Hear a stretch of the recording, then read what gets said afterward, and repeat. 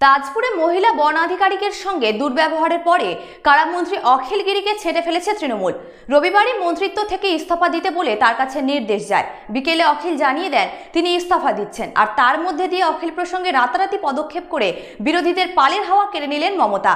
এই বিতর্ক নিয়ে তৃণমূলের বিরুদ্ধে সেভাবে গলা তুলতেই পারল না বিরোধীরা, কারণ প্রথম থেকেই প্রকাশ্যে আসা অখিলের কুকথার ভিডিও নিয়ে তৃণমূল ছিল খড়গহস্ত। বিজেপি, সিপিএম বা কংগ্রেসের বিরোধী স্বর তাতেই চাপা পড়ে যায়। শনিবার তাজপুরে বন আধিকারিক মনীষা সাহের সঙ্গে দুর্ব্যবহার করেন কারামন্ত্রী অখিল। প্রকাশ্যে দেখে নেওয়ার হুমকি দিয়েছিলেন, জানোয়ার, বেয়াদব জাতীয় শব্দও তার উদ্দেশ্যে ব্যবহার করেছিলেন। এই ঘটনার পর প্রথম অখিলের বিরুদ্ধে সমাজ মাধ্যমে সরব হয় বিজেপি। দলের পক্ষে ভিডিওটি ছড়িয়ে দেওয়ার পাশাপাশি দলের মহিলা বিধায়ক নেত্রীদের বক্তব্য তুলে ধরা হয়। মহিলার উপরে আক্রমণ অভিযোগে সামিল হন অগ্নিমিত্রা পাল, চন্দনা বাউরি থেকে ফাল্গুনী পাত্রেরা। কিন্তু সেই বিরোধী স্বর নিমেষেই চাপা পড়ে যায়। তৃণমূলের তরফেই অখিলের মন্তব্য এবং আচরণের সমালোচনা শুরু হয়ে যায়। দল যে অখিলের পাশে নেই প্রথম থেকেই তা বোঝানো হয়েছিল, তা যেমন রামনগরের বিধায়ককে তেমনি বিরোধীদেরও। তৃণমূল নেতা কুণাল ঘোষ সাফ বলে দিয়েছিলেন অখিলের আচরণ অবাঞ্ছিত। বন দপ্তর নিয়ে কিছু বলার থাকলে তিনি মন্ত্রী বীরবাহা হাঁসদাকে বলতে পারতেন। তার বদলে মহিলা অফিসারের সঙ্গে দুর্ব্যবহার দুর্ভাগ্যজনক। একই সঙ্গে বিরোধীদের নিয়ে কুণাল বলেছিলেন, তবে সিপিএম বিজেপির এ নিয়ে বলার অধিকার নেই, ওরা এর থেকেও অনেক কুৎসিত কাজ বারবার করেছে।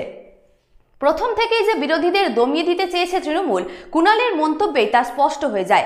অখিল অবশ্যের আগেও বিতর্কে জড়িয়েছিলেন। রাষ্ট্রপতি দ্রৌপদী মুর্মুকে নিয়ে কুরুচিকর মন্তব্য করতে শোনা গিয়েছিল তাকে। মমতা নিজে জানিয়ে দুঃখ প্রকাশ করেন। অখিলকে সেবারও ক্ষমা চাইতে বলা হয়েছিল, ক্ষমা করেছিলেনও মমতা, কিন্তু দ্বিতীয়বার তাকে ক্ষমা করলেন না নেত্রী। মনে রাখতে হবে, অখিল পূর্ব মেদিনীপুরের নেতা। দলের অন্দরে তার গুরুত্ব কম নয়। তৃণমূলের শুরুর পর্ব থেকে তিনি দলে আছেন। অখিলকে দিয়ে পূর্ব মেদিনীপুরে আধিকারিকদের ঠেকাতে নেমেছিলেন মমতা। ওই জেলায় আধিকারিকদের পাল্টা হিসেবে তৃণমূলের হাতে ছিলেন অখিল। তার পুত্র সুপ্রকাশ গিরিও, যিনি এখন দীর্ঘ সময় আধিকারিকদের দখলে থাকা কাঁথি পুরসভার চেয়ারম্যান। কিন্তু এই প্রশ্নে সেসব বিষয়েরও তোয়াক্কা করেননি নেত্রী। পূর্ব মেদিনীপুরে আধিকারিকদের বিরুদ্ধে অখিল নামক ট্রাম্প কার্ড দিয়ে যে এত সহজে ছেঁটে ফেললেন মমতা, তার অবশ্য অন্য ব্যাখ্যাও দিচ্ছেন কেউ কেউ। তারা বলছেন মমতা জানেন শাস্তিমূলক ব্যবস্থা নিলেও অখিলের পক্ষে আধিকারিকদের সঙ্গে মিশে যাওয়া কঠিন। জেলায় তিনি একা পড়ে যাবেন, ফলে সে অর্থে তিনি আর ফ্যাক্টর থাকবেন না। পক্ষান্তরে অখিলকে কড়া শাস্তি দিয়ে দল ও সরকারের ভাবমূর্তি রক্ষা করা গেল। অখিলকে ছেটে ফেলে ঘরে এবং বাইরে বার্তা দিলেন মমতা। একদিকে যেমন দলের অন্দরে নেত্রী মমতার বার্তা গেল, বেয়াদবি করলে দল তা কোনোভাবেই বরদাস্ত করবে না। অন্যদিকে তেমন প্রশাসনে মুখ্যমন্ত্রী মমতার বার্তা গেল, নির্ভয়ে আধিকারিকেরা কাজ করতে পারেন, সরকার এবং শাসক দল পাশেই আছে। লোকসভা নির্বাচনে এবার রাজ্যে ভালো ফল করেছে তৃণমূল।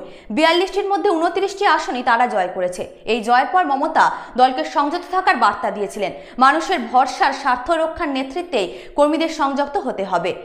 সেই সঙ্গে অখিলের বিরুদ্ধে পদক্ষেপ করে সেই বার্তাই আরও স্পষ্ট করে দেওয়া হলো। একই সঙ্গে বিতর্ক তৈরি হওয়ার 24 ঘন্টার মধ্যেই বিরোধীদের চুপ করিয়ে দিল তৃণমূল।